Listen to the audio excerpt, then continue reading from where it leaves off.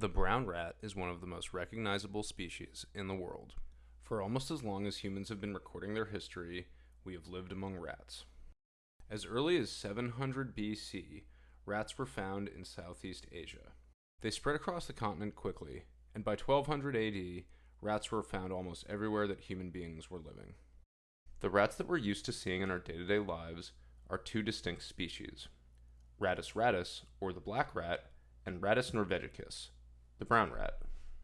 When I say rat in the rest of this video, I'm referring to brown rats. Rats are commensal animals, meaning that wherever humans are found, rats are typically found too. This can be explained by their omnivorous diet. Human food sources are also rat food sources. Make no mistake, rats will eat almost anything. From human food scraps, to small animals, to even other rats, they're voracious eaters and will usually stop at nothing to find food. While this is true for many animals, despite their small stature, rats possess many qualities that make them very successful animals. One important feature of rat physiology are their powerful incisors. These teeth can gnaw through almost anything, including metal. This enables rats to make a home in almost any environment. In addition, the ribcage of a rat is highly malleable. That means that anything a rat is able to get its head through, it can get the rest of its body through as well. This allows rats to traverse tiny openings, giving them access to a wealth of areas to inhabit. Their sharp claws allow them to climb up the sides of walls. They are fast for their size, and will instinctively retreat to their burrows when threatened. That means that despite having lots of natural predators, like coyotes, dogs, and cats, rats are quite successful animals. Their reproductive habits are quite robust, and they can breed throughout the year. If the rat population is low, litters will increase in size. In 3 weeks, a rat will go from embryo to a baby rat, and in 5 weeks that rat will become sexually mature, allowing rat populations to thrive and proliferate. If a rat population becomes too large for the available amount of food to sustain them, a social order will emerge, with the most dominant members of the group herding and expelling the least dominant. Rats are typically nocturnal, although they will be active during daylight hours if they need to. This allows them to enjoy the benefits of living close to humans, such as an increased food supply, without the threat of being exterminated.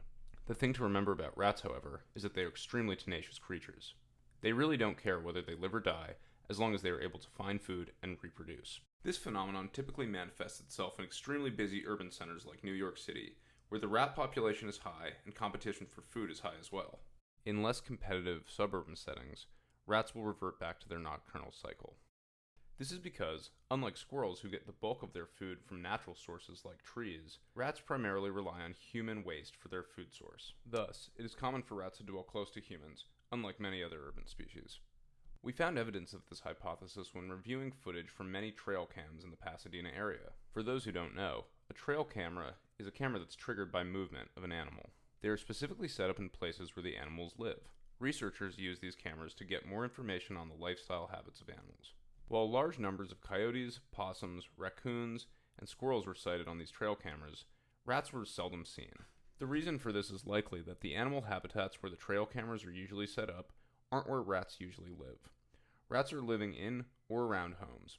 This graph shows the amount of times that animals used people's dwellings for cover in different neighborhoods. Monrovia, the neighborhood with the most woodland out of all of them, had the least incidence of animals using people's homes for cover. It's interesting to note that there were also 0 rat sightings on any trail cams in this neighborhood.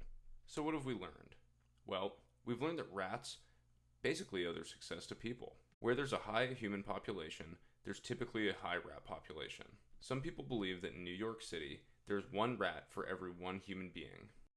That means in New York, there are millions of rats underneath the streets. It's funny that many people view rats as pests.